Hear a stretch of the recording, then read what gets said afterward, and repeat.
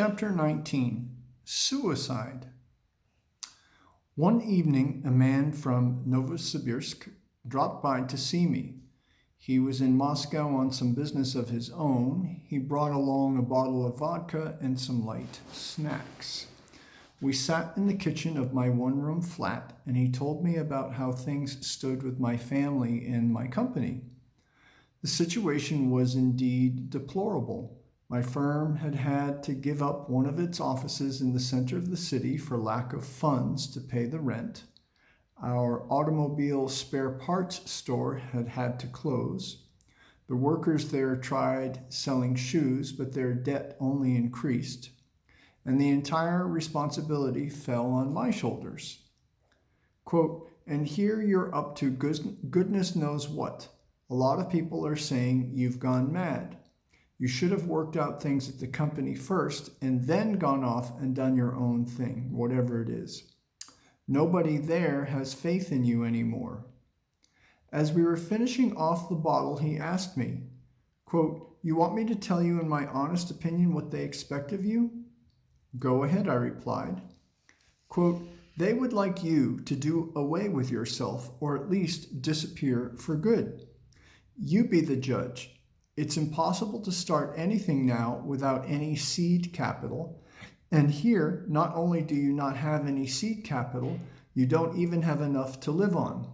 And your debts have been building up like crazy.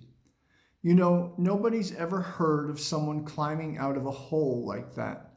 But with you out of the picture, your death will settle everything and they can divide up what's left of your estate.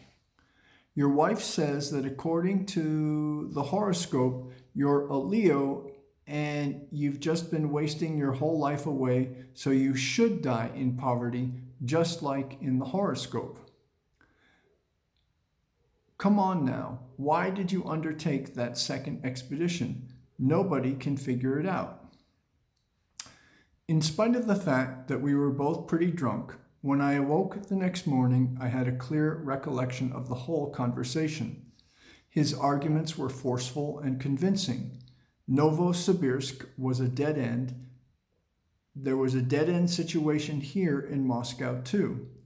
People who had worked alongside me were suffering. My family was suffering. I couldn't possibly find a way out and fix everything. There was simply no way out. Only my death could put an end to the suffering.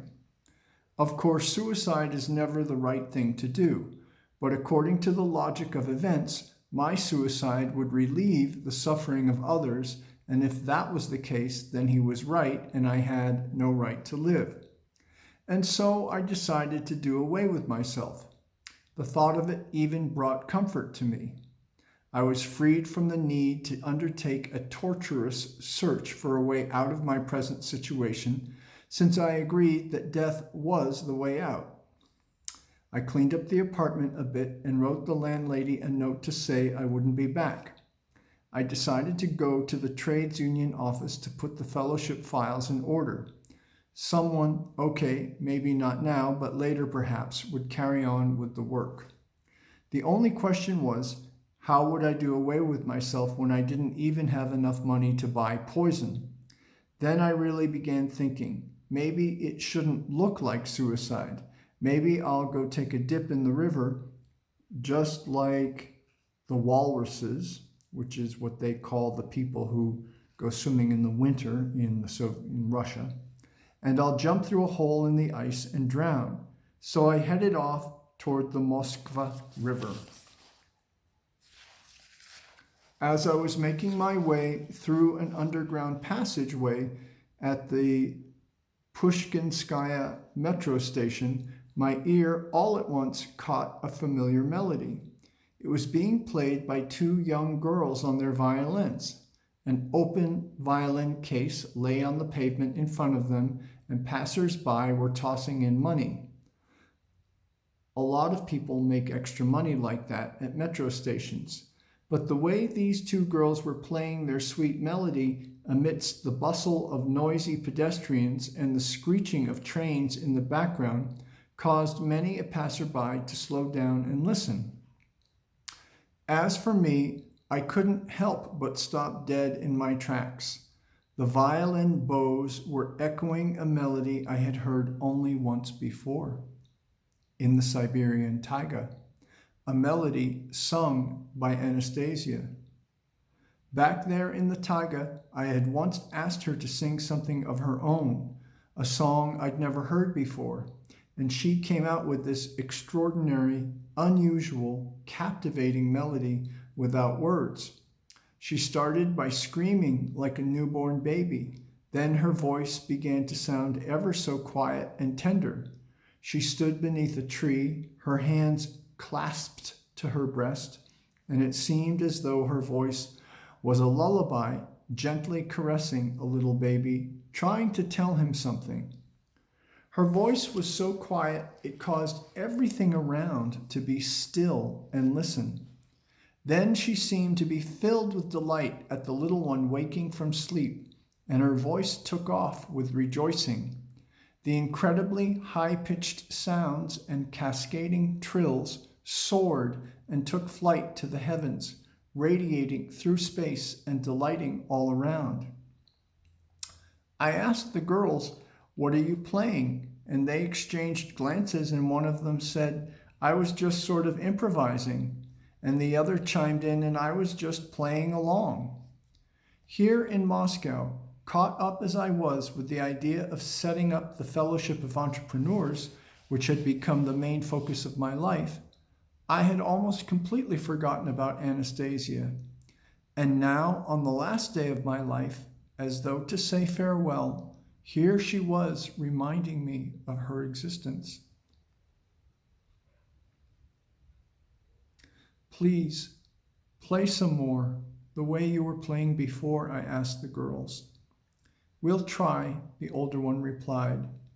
And there I stood in the metro station passageway, listening to the captivating melody of the violins and remembering the glade in the taiga and thinking, "Anastasia, Anastasia, it's much too complicated to make all that you thought up come true in real life.